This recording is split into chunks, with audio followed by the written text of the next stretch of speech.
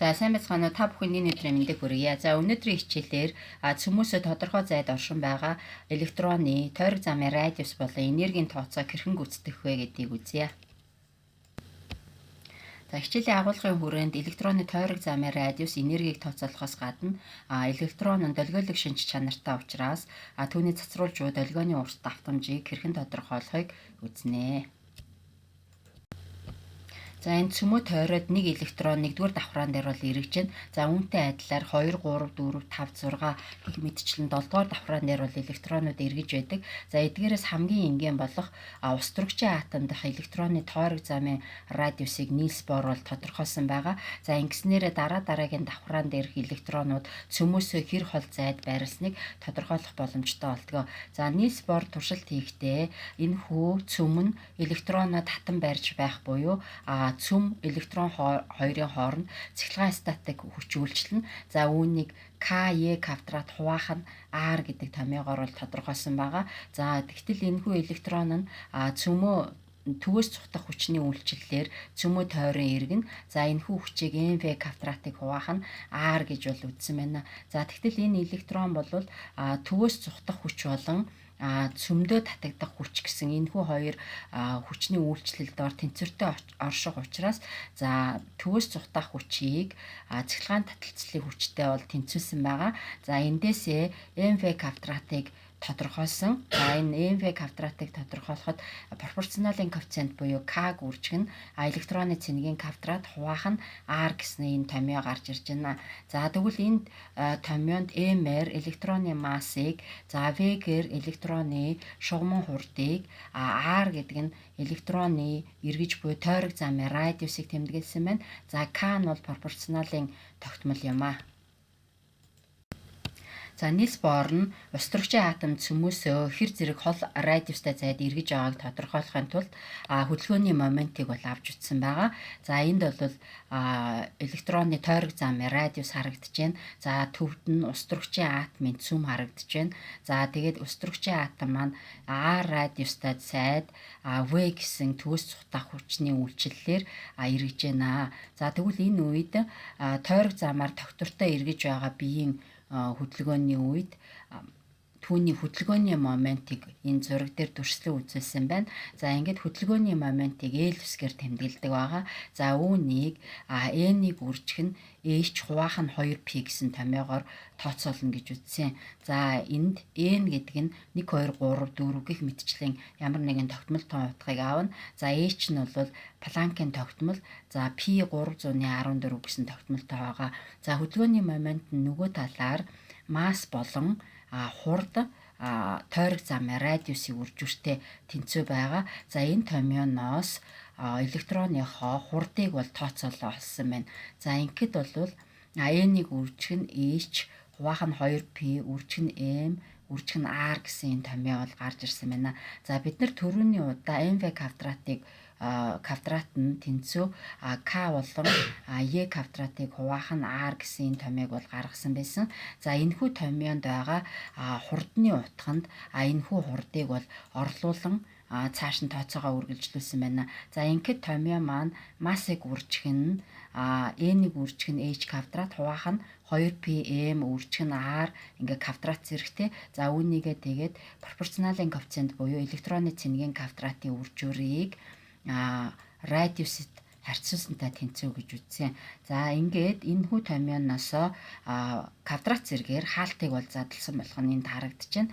За тэгэхэд n квадрат h квадрат 4p m квадрат r квадрат. За тэгвэл эндээс массууд бол хураагдсан байна. Энэ тэгэхээр квадрат зэрэг хураагдаад энэ нэг масс үлдэнэ. Харин энэ радиусын квадрат нь энэхүү радиустайгаа хураагдсан. За бид нар хамгийн гол нь энэ томьёоноос электрон маань цөмөөсөө хэр зэрэг хол радиустай зайд эргэж гэнэ гэдгийг тодорхойлох гэж байгаа. За тэгвэл үлдсэн томьёоноос электроны тойрог замын радиусыг бол тодорхойлсон байна. За ингээд n квадратыг үржих нь h квадрат, хуваах нь пропорционалын коэффициент электроны цэнгийн квадрат 4p квадрат масс гэсэн ийм байдалтай болсон байна.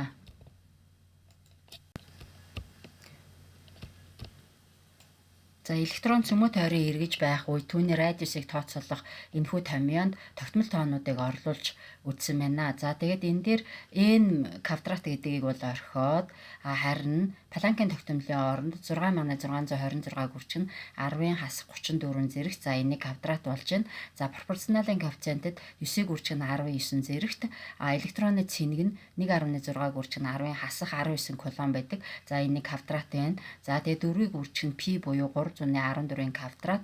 За электроны масс бол 911 гүрч нь 10-ын хасах 31 кг байдаг. За ингээд тогтмол тоонуудыг орлуулсны дараагаар тооцоо хийж үзэхэд 5.3-ыг үржих нь 10-ын хасах 11 метрийг үржих нь n квадрат буюу за энэхүү нэгжийг нанометрээр илэрхийлэхэд тэг мянганы 53 нанометрийн n квадрат ангстремаар илэрхийлвэл тэг 153 ангстремийг үржих нь n квадрат болж байна. За өөрөөр хэлбэл цөмөө тойроод n дугаар давхраан дээр байгаа электроны радиусыг тооцоолохдоо нэгдүгээр давхрааны радиусыг давхрааны тооны квадратаар үржүүлсэнтэй тэнцүү байна.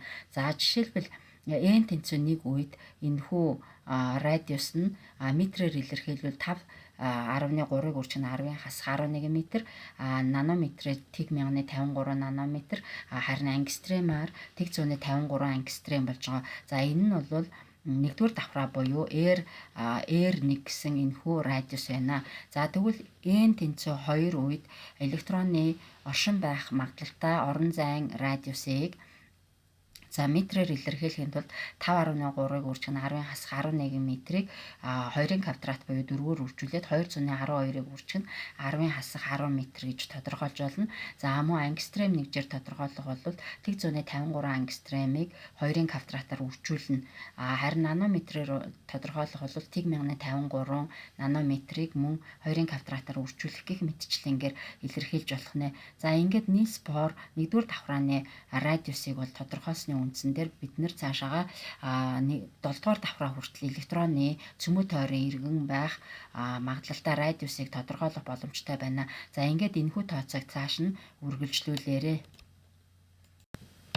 За Niels Bohr хамгийн энгийн атом болох ус төрөгчийн атомын нэг электрон нь цөмөөсөө тэг 153 ангстрем зайтай радиустай тойрогт эргэлдэж байна гэдгийг бол тодорхойлсон. За үүнээс гадна тухайн электрон нь ямар энергитэй болохыг бол тодорхойлж чадсан. За энийг тодорхойлсноор бид нэр энд байгаа цөмөө тойроод 1, 2, 3 гэх мэтчлэн 7 дугаар давхраа хүртэлх радиусаар эргэж байгаа электронуудын энергийг бас тооцоолох боломж олдсон нь давуу талтай. За Niels Bohr энэхүү ус төрөгчийн атом дээр электроны энергийн тооцоог хийхдээ энэ тойрог замаар хөдөлж байгаа электрон маань кинетик энергитэй гэж үзсэн. За энэ нь төгс цутах хүч учраас mv квадратыг хуваах нь 2 гэдэг тэгштгэлээр бол илэрхийлэгдэж байна.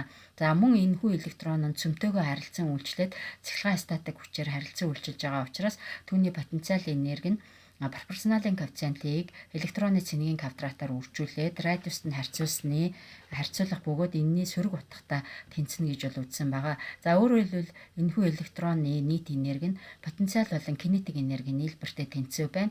Эндээс mv квадратыг хуваах нь 2, хасах нь k гүрчг нь e квадрат хуваах нь r гэсэн гаргалгаа гарч ирж байна. За тэгвэл бид нэр өмнөх тэгштгэлүүдээс mv квадрат тэнцүү пропорционалын коэффициентийг цэнэгийн квадратаар үржүүлээд радиуст нь харьцуулсантай тэнцүү гэж бол үзсэн. За энэхүү mv квадратын утгыг кинетик энергийн утга руу орлуулад электроны энергийг тооцоолсон байна. За энд n гэдэг нь n дугаар давхраанд байрлаж байгаа электроны энергийг тооцоолох нь байна. За тэгээд энд бол кинетик энергийн оронд ke квадратыг хуваах нь 2r гэсэн энэ утгыг бол орлуулсан байна. За ингээд потенциал энергийг хасаад тэгштгэлийг 1 хуваартай болгож тооцоо хийсэн байна. За ингээд энэхүү тэгштгэлээс харахад тэгштгэл дэх хувьсах хэмжигдэхүүн нь пропорционалын коэффициент цэнэгийн квадрат электроны тойрог замын радиус болох нь харагдаж байна. За ингээд энэхүү тэгштгэлийг хялбарчлаад өөрөөр хэлбэл n дугаар давхраанд байгаа электроны радиусыг бол орлуулсан байна. За энэ үед тэгштгэл маань хасах 2-1-ийг үржих нь k үржих нь цэнэгийн квадрат хуваах нь rn гэж бол гарч ирж байна. За тэгвэл нь n дугаар давхраанд байгаа электроны радиус нь 1-р давхрааны электроны радиусыг n квадратаар үржүүлсэнтэй тэнцүү байдаг тийм үү? За тэгвэл энийг ингээ орлуулж өгнө. За тэгэхээр тэгштгэл маань k үржих нь e квадрат хуваах нь 2-ыг үржих нь R1 буюу 1-р давхрааны радиус үржих нь n квадрат гэж гарч ирж байна. За тэгээд энэ хүү тэгштэглийг эмэгтгэн бичвээд өөрөөр хэлбэл энэ тогтмол тоонуудыг орлуулахад 1-р давхрааны энерги гарч ирнэ. За 1-р давхрааны энергийг давхрааны тооны квадратад харьцуулсан нь n-дугаар давхрааны электроны энергитэй тэнцүү болох нэ. За бид нэр энэ дугаар давхрааны электроны энергийг энэхүү томьёогоор гаргана гэж бол тооцоолсон байгаа тийм үү. За тэгвэл эндээ пропорционалын коэффициент буюу бусад тогтмол тоон утгуудыг орлуулад 1-р давхрааны энергийг тооцоолж үзье. За ингээд хасах 2-ны 1-ийг үржих нь пропорционалын коэффициент нь 9-ийг үржих нь 10-ын 9 зэрэгт байна. Электроны энерги нь 1.6-г үржих нь 10-ын хасах 19 кулон байдаг. За тэрний квадратын утгыг авсан байна. За доод талд нь болохоор 5.3-ыг үржих нь 10-ын хасах 11 зэрэгт гэдэг маань 1-р давхрааны электроны радиус байгаа. За тэгээд ингээд 1-ийн квадрат 1 учраас бичээгүй. За ингээд 1-р давхрааны электроны энергийг жоулаар тооцвол 217-г үржих нь 10-ын хасах 18 жоул. Харин электрон вольтод шилжүүлвэл хасах 1356 электрон вольт болсон байна.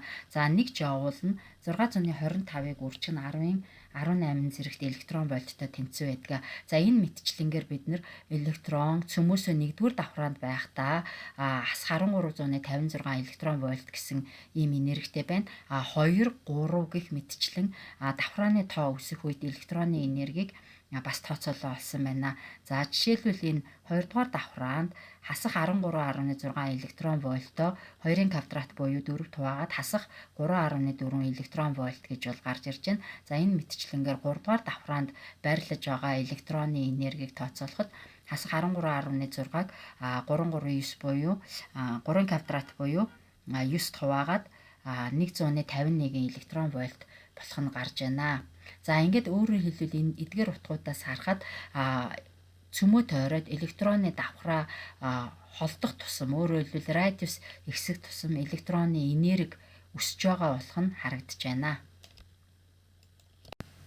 За квант механикт электроныг хоёрдмол шинж чанартай гэж үздэг. За нэг талаас электрон нь масстай цэнэгтэй бодиттой оршдог. Нөгөө талаас электрон нь гэрлийн болон дууны долгионы адил долгионлог шинж чанартай гэж үздэг. За тэгвэл ээжтэй энэхүү шинж чанарын үндэслээд электроны долгионы урт болон давтамжийг тодорхойлох боломжтой. За жишээлбэл Эйнштейний харьцангуй онолд энергийг mc квадраттай тэнцүү гэж үздэг бол Планкийн тэгшгэлд электроны цацруулж буй энерги нь квантаар буюу h ньюттэй тэнцүү байна гэж үзнэ. За h нь бол Планкийн тогтмол, нью нь давтамж байна. За тэгвэл ээжтэй энэхүү хоёр энергийн тэгшгэлийг тэнцвүүлэхэд mc квадрат тэнцүү h нью болж орж ирж байна.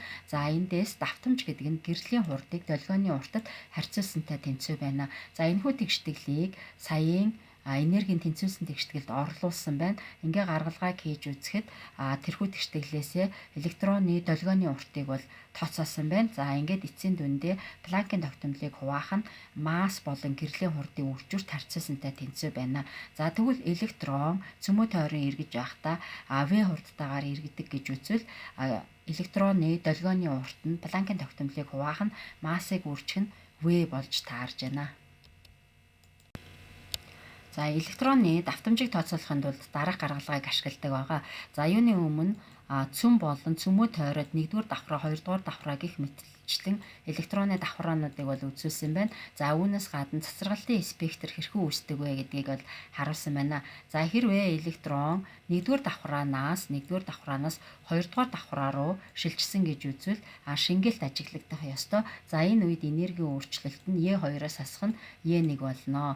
За ингээд нөгөө талаар электроны энергийн өөрчлөлт нь Планкийн тогтмолыг давтамжаар үржүүлсэнтэй тэнцүү байдаг. За энэхүү тэгшгэлийг дэлгэрэнгүй хэлбэрээр бичвэл h нью тэнцүү E2-оос хасах нь E1 болно.